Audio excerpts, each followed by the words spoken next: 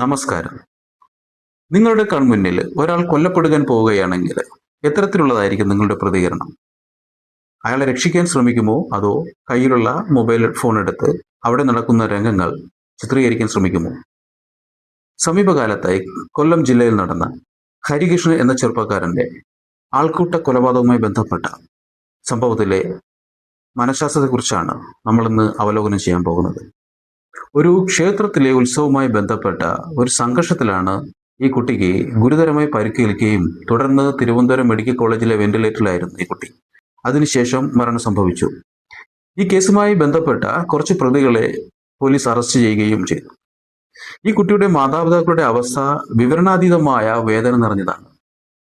ഒരു മകനെ നഷ്ടപ്പെട്ട മാതാപിതാക്കളുടെ ദുഃഖം വാക്കുകളിൽ ഒതുക്കാൻ കഴിയില്ല.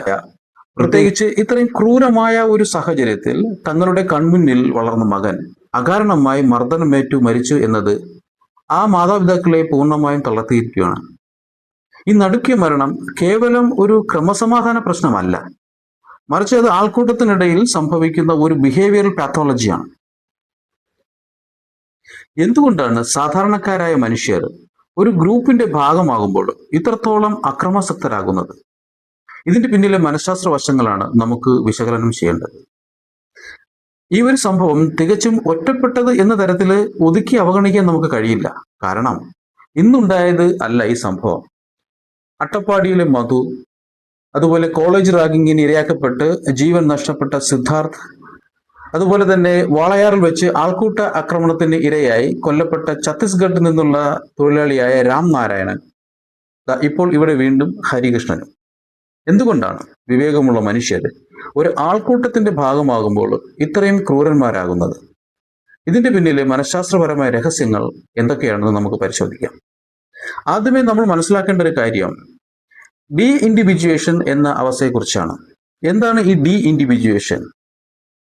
ഒരു വലിയ ആൾക്കൂട്ടത്തിന്റെ ഭാഗമാകുമ്പോൾ ഒരു വ്യക്തി തന്റെ തനിമയും അല്ലെങ്കിൽ തന്റെ സ്വത്വബോധവും അല്ലെങ്കിൽ തന്റെ ഐഡന്റിറ്റി, ഉത്തരവാദിത്വം എന്നിവയെ മറക്കുന്നു.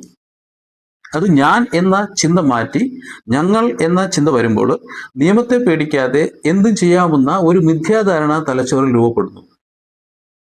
ഈ സന്ദർഭത്തിൽ ഇരുട്ടോ, മുഖം മറയ്ക്കുന്ന സാഹചര്യങ്ങളോ വലിയ ജനക്കൂട്ടമോ ഈ അക്രമവാസനയ്ക്ക് ആത്മവിശ്വാസം പകരുന്നു. ഇതിലൂടെ വ്യക്തിയുടെ സെൽഫ് അവയർനെസ് അല്ലെങ്കിൽ സ്വത്വബോധം കുറയുകയും സമൂഹത്തിന്റെ നിയമങ്ങൾ തനിക്ക് ബാധകമല്ലെന്ന തരത്തിലുള്ള ചിന്ത അല്ലെങ്കിൽ ഈ ഒരു അവസ്ഥയിലേക്ക് മനസ്സെത്തുകയും ചെയ്യുന്നു. ഇതാണ് ഒരു 18 വയസ്സുകാരനെ മരണം വരെ തല്ലാൻ ഒരു സംഘത്തിന് ധൈര്യം നൽകുന്നത്. രണ്ടാമത്തെ കാരണമാണ് ഡിഫ്യൂഷൻ ഓഫ് റെസ്പോൺസിബിലിറ്റി. അതായത് ഒരാളെ തല്ലുമ്പോൾ ഞാൻ മാത്രമല്ലല്ലോ കൂടെയുള്ളവരും ചെയ്യുന്നുണ്ടല്ലോ എന്ന ചിന്ത കുറ്റബോധത്തെ ഇല്ലാതാക്കുന്നു. ഇവിടെ കൂട്ടമായി നിൽക്കുന്നവരുടെ ഇടയിൽ ഉത്തരവാദിത്വം പങ്കുവെക്കപ്പെടുന്നത് കൊണ്ട് ഞാൻ ചെയ്യുന്നത് വലിയ തെറ്റാണെന്ന് ആർക്കും തോന്നുന്നില്ല. ഈ ഹരികൃഷ്ണന്റെ കേസിലും പ്രതികൾ കൂട്ടമായി ചേർന്നാണ് അക്രമം നടത്തിയത് എന്നത് ശ്രദ്ധേയമാണ്. മറ്റൊരു പ്രധാന ഘടകമാണ് പ്ലൂറലിസ്റ്റിക് ഇഗ്നോറൻസ് എന്ന അവസ്ഥ. അതായത് ഒരു അടിയന്തര സാഹചര്യം കാണുമ്പോൾ നമ്മൾ ആദ്യം ചെയ്യുന്നത് മറ്റുള്ളവരുടെ മുഖത്തേക്ക് നോക്കൂ എന്നുള്ളതാണ്. മറ്റുള്ളവർ ശാന്തരായി നിൽക്കുന്നത് കാണുമ്പോൾ അവിടെ നടക്കുന്നത് അത്ര വലിയ പ്രശ്നമല്ലെന്ന് നമ്മുടെ തലച്ചോർ തെറ്റായി വിലയിരുത്തുന്നു.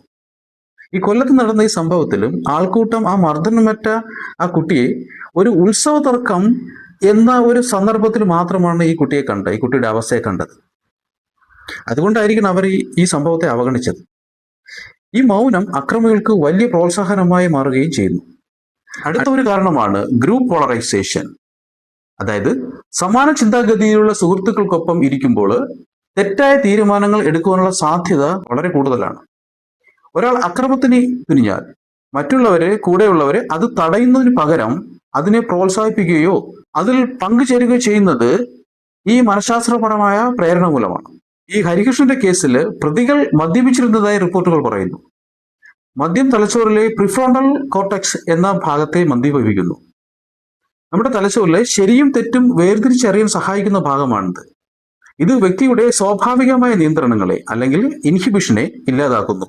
തുടർന്ന് ഒരു ചെറിയ തർക്കം പോലും വലിയ അക്രമത്തിലേക്ക് മാറാൻ ഇത് കാരണമാകുന്നു. അക്രമം നടത്തുമ്പോൾ തലച്ചോറിലെ ലിംബിക് സിസ്റ്റം എന്ന ഭാഗം, പ്രത്യേകിച്ച് ലിംബിക് സിസ്റ്റത്തിലെ അമിഗ്ദാല എന്ന ഭാഗം അമിതമായി ഉത്തേജിക്കപ്പെടുന്നു. എന്നാൽ ഇതിനെ നിയന്ത്രിക്കേണ്ട പ്രീഫ്രോണ്ടൽ കോർട്ടെക്സ് പരാജയപ്പെടുകയും ചെയ്യുന്നു. ഇതിനെയാണ് അമിഗ്ദാല ഹൈജാക്ക് എന്ന് വിളിക്കുന്നത്. അതായത് യുക്തിയേക്കാൾ വികാരങ്ങൾ, പ്രത്യേകിച്ച് ദേഷ്യം പെട്ടെന്ന് പ്രവർത്തിക്കുന്ന അവസ്ഥയാണിത്. ഈ കൊല്ലത്ത് നടന്ന ആൾക്കൂട്ട കൊലപാതകത്തില് ഹരികൃഷ്ണനെ മർദ്ദിച്ച് കൊലപ്പെടുത്തുമ്പോൾ അവിടെ കണ്ടു നിന്നവർ എന്ത് ചെയ്യുകയായിരുന്നു? ഈ ചോദ്യം നമ്മളെ എത്തിക്കുന്നത് 1964 ന്യൂയോർക്കിൽ നടന്ന പ്രമാദമായ കിറ്റി ജെനോവേസ് എന്ന സ്ത്രീയുടെ കൊലപാതകത്തിലേക്കാണ്. ഇത് ലോകമെമ്പാടുമുള്ള മനഃശാസ്ത്ര പാഠപുസ്തകത്തിൽ ആൾക്കൂട്ട നിസ്സംഗത അല്ലെങ്കിൽ ബൈസ്റ്റാൻഡർ എഫക്റ്റ് എന്ന തിയറി പഠിപ്പിക്കുന്നതിനായി ഉപയോഗിക്കുന്ന ഒരു സംഭവമാണിത്. 1964 മാർച്ച് 13 പുലർച്ചെ ന്യൂയോർക്കിലെ ക്വീൻസിൽ വെച്ച് 28 വയസ്സുകാരിയായ കിറ്റി ജെനോവേസ് തന്റെ അപ്പാർട്ട്മെന്റിന് മുന്നിൽ വെച്ച് അതിക്രൂരമായി കൊല ചെയ്യപ്പെട്ടു. ഏകദേശം 30 മിനിറ്റോളം നീണ്ടുനിന്ന 2 ആക്രമണങ്ങളിലൂടെയാണ് ഇവരെ കൊല ചെയ്യപ്പെട്ടത്. ആദ്യത്തെ തവണ കത്തി കൊണ്ട് കുത്തേറ്റ കിറ്റി എങ്ങനെയൊക്കെയോ ഇഴഞ്ഞ് തന്റെ അപ്പാർട്ട്മെന്റ് കെട്ടിടത്തിന്റെ പിൻവാതിലെത്തി. അവിടെ വെച്ച് അക്രമി രണ്ടാമതും ഇവരെ ആക്രമിക്കുകയും ഇവരെ അതിക്രൂരമായി കിറ്റി ജെനോവേസ് റേപ്പ് ചെയ്യപ്പെടുകയും ചെയ്തു. തുടർന്ന് അവർക്ക് മരണം സംഭവിച്ചു. ഈ കേസ് ഇത്രയും ശ്രദ്ധിക്കപ്പെടാൻ കാരണം ന്യൂയോർക്ക് ടൈംസ് പ്രസിദ്ധീകരിച്ച ഒരു വാർത്തയാണ്. 38 പേർ കൊലപാതകം കണ്ടു നിന്നിട്ടും ആരും പോലീസിനെ വിളിക്കുകയോ അല്ലെങ്കിൽ അവിടെ ഇടപെട്ട് കിറ്റി ജെനോവേസിനെ രക്ഷിക്കാൻ ഉള്ള ശ്രമം നടത്തുകയോ ഒന്നും ചെയ്തില്ല എന്നുള്ളതായിരുന്നു. സ്വന്തം അയൽവക്കത്ത് ഒരു യുവതി സഹായത്തിനെ നിലവിളിച്ചിട്ടും ആരും ഇടപെട്ടില്ല എന്നത് ഒരു സമൂഹത്തെ ഞെട്ടിക്കുന്ന ഒന്നാണ്. കിറ്റി ജെനോവേസിന്റെ കൊലപാതകത്തിന് പിന്നാലെ എന്തുകൊണ്ടാണ് ഇത്രയധികം ആളുകൾ ഉണ്ടായിരുന്നിട്ടും ആരും സഹായിക്കരുന്നത് എന്നതിനെക്കുറിച്ച് ഗവേഷണം നടത്തിയ പ്രശസ്തരായ 2 മനഃശാസ്ത്രജ്ഞരാണ് ബീപ് ലതേനും ജോൺ ഡാർലിയും. 1968 ബീപ് ലതേന്റെയും ജോൺ ഡാർലിയുടെയും വിഖ്യാതമായ പഠനം പ്രസിദ്ധീകരിച്ചത്. സമൂഹത്തിൽ ആളുകൾ ഒരു അപകടം കാണുമ്പോൾ എങ്ങനെ പ്രതികരിക്കുന്നു എന്നതിനെക്കുറിച്ചുള്ള ആദ്യത്തെ ശാസ്ത്രീയമായ പഠനമായിരുന്നത്. ഇവർ നടത്തിയ പരീക്ഷണങ്ങളിലൂടെ 2 പ്രധാന പ്രതിഭാസങ്ങൾ കണ്ടെത്തി. ഒന്നാമത്തേതാണ് ഉത്തരവാദിത്തത്തിന്റെ വികേന്ദ്രീകരണം, അതായത് ഡിഫ്യൂഷൻ ഓഫ് റെസ്പോൺസിബിലിറ്റി. ഒരാൾ തനിച്ച് ഒരു അപകടം കാണുമ്പോൾ സഹായിക്കുവാനുള്ള മുഴുവൻ ഉത്തരവാദിത്വവും അയാൾക്കാണെന്ന് തോന്നും. എന്നാൽ ഒപ്പമുള്ള ആളുകളുടെ എണ്ണം കൂടുന്തോറും മറ്റാരെങ്കിലും സഹായിക്കും എന്ന് കരുതി ഓരോരുത്തരും തങ്ങളുടെ ഉത്തരവാദിത്വം കുറയ്ക്കുന്നു.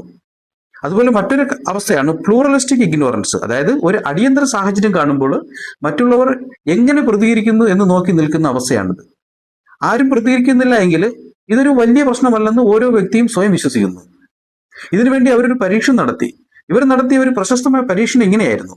ഒരു മുറിയിൽ തനിച്ചിരിക്കുന്ന വ്യക്തിയുടെ അടുത്തേക്ക് പുക പടർത്തുമ്പോൾ അയാൾ പെട്ടെന്ന് അറിയുകയും എന്നാൽ ഒന്നിലധികം ആളുകൾ, പ്രത്യേകിച്ചും പ്രതികരിക്കാത്തവരായി അഭിനയിക്കുന്നവർ കൂടെ ഉള്ളപ്പോൾ ഈ പുക വരുന്നത് കണ്ടിട്ടും ഭൂരിഭാഗം ആളുകളും അത് റിപ്പോർട്ട് ചെയ്യാൻ മടിച്ചു.